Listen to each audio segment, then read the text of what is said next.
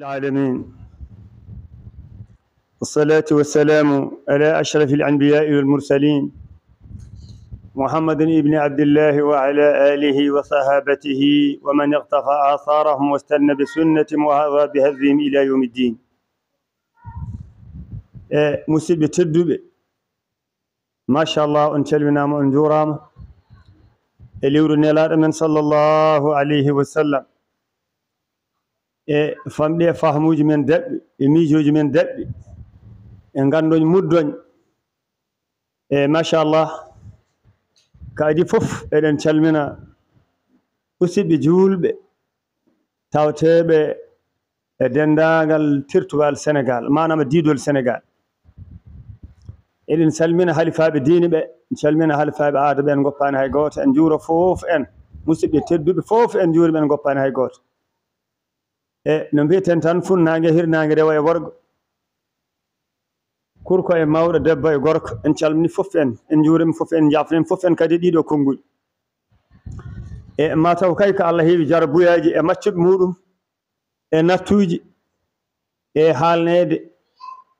jombani hay ko kalta ko tawa anda ɗum. isi noon eɗen dikki jeyɗo فاطر السماوات والأرض جائل الملائكة رسلا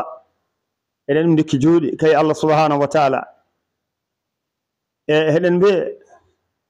أهلا بالشهر المولدي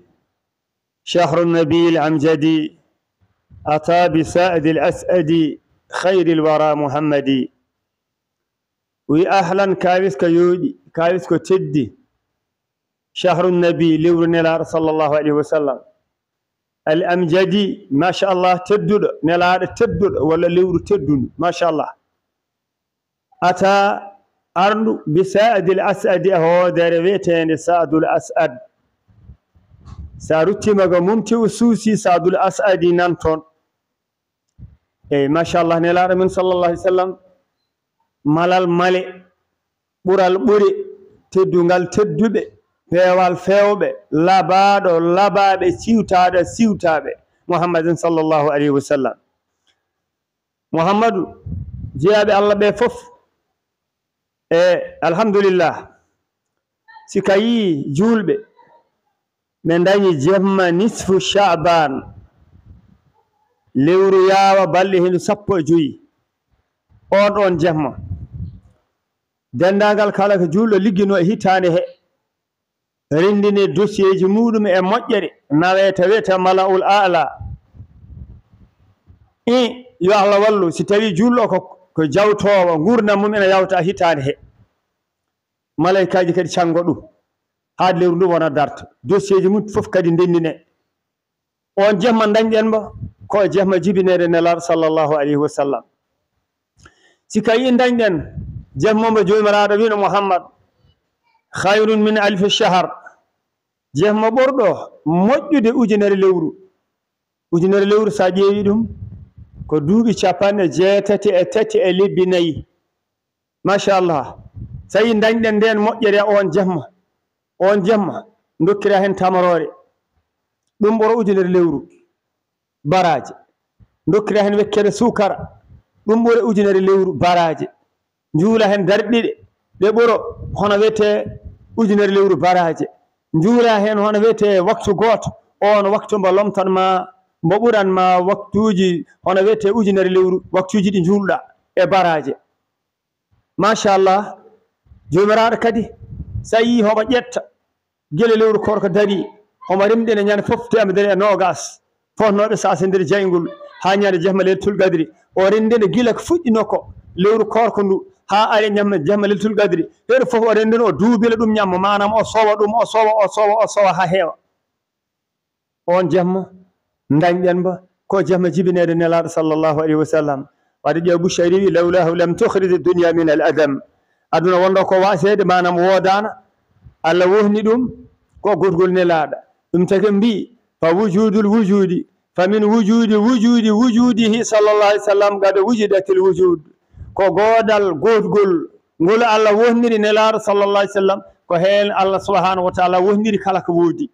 ayi jeyaɗo Allah goɗɗo wi woni Cheikh Sadbou o wi bi nurihi koye annore nelaɗo sallllahu alayhi wa sallam ada a yaynori ada a jalbiri ada a leerdi o wi holɗum ma fil kawni ko woni e kala Allah lahni ko manam ko Allah tagi ko dendagal ko Allah tagi ko mum asmanu jeeɗiɗi ha ko woni caggal majji lesɗele jeeɗiɗi ha ko woni les lejje makko taariɗe yo ko lombi hakkude he kala ko Allah tagi e ko ɗum wawi won ɗum leeri ko leer nelaɗo sallllahu alayhi wa sallam so yi Allah rokki neɗɗo hakkille o wawi miijoma yaltini portable ko annore nelaɗo sallllahu alayhi wa sallam so yi Allah rokki neɗɗo hakkille o miijima wawi fewnu avion jolna hen tonuji hema diwa weeyoji ha mba yaha ɗo cohluɗa mba yanani mba waɗani ko annore nelaɗo sallallah alih w sallam ɗum ƴetta sika yi hono wiyete internet yalti hen ko annore nelaɗo sallah alih w sallam yalti sika yi portable jalti ko hakkille mba Allah yaynori annore nelaɗo sallah alih w sallam hen ɗum yaltina sika yiɓe mbawi wat ko wiyete ventilateur ñoƴƴa busan hendu doga henomo taaro ɓuuɓol inama ara ko annore nelaɗo sallllahu alayhi wa sallam ayi ɗum taki waɗde bi nurihi adaa ma fi lkawni wa udiya al ubbada sirra al awni hay rewoɓe Allah ɓe jogui softede e sawrede e yidde e sikkirede e heɓidare e wawde dara heɓe mbaala juulde heɓe dutto jomiraɗo subhanahu wa taala ka annore nelaɗo sallllahu alayhi wa sallam o wi bi nurihi adaa ma fi lkawni wa udiya al ubbada sirra al awni ayi wadde dañɗen sekkere wawde rewde Allah koye annore nelaɗo sallllahu alayhi wa sallam nden noon wadde kay woni mouhammadou mbo Allah wi mbo cheikhno cheikh sad wi jaalahu imamu rusulihi lkiram fi lmasjidi l aqsa wa fi kulli maqam jaalahu Allah waɗi ɗum kay mouhammadou imamu gardiɗo rusulihi nelaɓe makko kay jomiraɗo holi ɓen alkiram tedduɓe ɓe kamɓe fof Allah subhanahu wa taala jaggi ko mouhammadin sallllahu alayhi wa sallam kay woni gardiɗo maɓɓe no mbiyeten annabaɓe gonno ko ujunnaji temedere e nogas e nayyi e nder ɗum jomiraɗo subhanahu wa taala suuɓi hen temedde tato sappo tata goni hono wiyete rusul woni nelaɓe ayi e nder ɓen temedde tato sappo tata jomiraɗo suuɓi hen kadi ulul asmi goni joyo woni ibrahima woni nuh ibrahima moussa isa mouhammadin sallllahu alayhi wa sallam ɓen joyo kadi deɓe ciwta woni deɓe mbaɗa ko segilande ko taratnoɓe guerte nani seggatnoɓe guerte moƴƴe bonɗe deɓe cegila heɓene deɓe tarara heɓene deɓe mbayla deɓe laaba deɓe cuuɓa on wa yalti ko mouhammadin sallllahu alayhi wa sallam wadde kay mouhammadou kay woni shafiul mushaffa ayi huwa shafiul mudnibin fi neyli dari illeyin wa ruyati rabbi samad kay mouhammadin sallallah alih w sallam kay woni tefanowo bakka dinɓe ɓe bakkat mawni ñande yowmal qiyamati so mouhammad darima yeeso maɓɓe o namni sallllahu alayhi wa sallam ala yaafo bakkat ha laaɓa nden wadde mouhammadin sallallah alih w sallam kanko tigi woni ɗo saabu sa ruttima ta haqiqa tel mouhammadiya julɗo rewata Allah ko mouhammadou rewata Allah ko mouhammad daiman sa darima wi allahu akbar kabbiri ha e juulo dariɗa ɗon ko darde alif waɗa alif woni aliful ahdiya so jaggue koppi ayi mbaɗa ɗon hattongu ayi hattongo ayi sa tortima o tuggima lesdi ɗon mim o dañe ayi nani ara ayi sa jottima del ara ayi ɗum woni inde mouhammad wiyetende ahmadou wadde hen kam hen bani adama rewata Allah caggal noon de o tafa kadi tafki mouhammad ore nde ko mim becce ɗe ko ha cewɗa reedu ko mim kosɗe goni del ɗum woni inde mouhammad ko hen neɗɗo dari ko hen neɗɗo kosɗe jalti hen juuɗe jalti hen cerɗe jalti dendagal kala ko yahata ko mouhammad sallallah alih w sallam kay woni on ar rasul holko dohnata ƴiƴam neɗɗo nelaɗo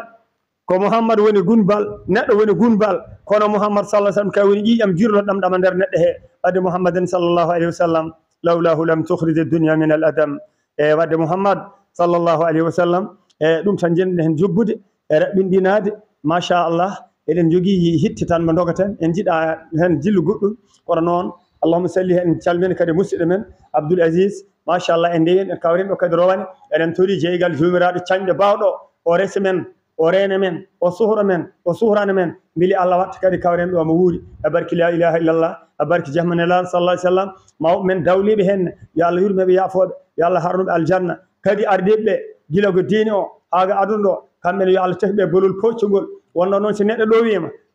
sene kono saga ma rewaɗo laaɓi rewa bolol lamgol ngol ala gasɗe ngol ala toppi ngol ala cate loggaɗe ngol ala haydara poccugol pewgol wet ko nden mbawata ɗowa fewnga kono sa bima bolol bangol guee walla ngol waɗi toppe walla ngol waɗi cate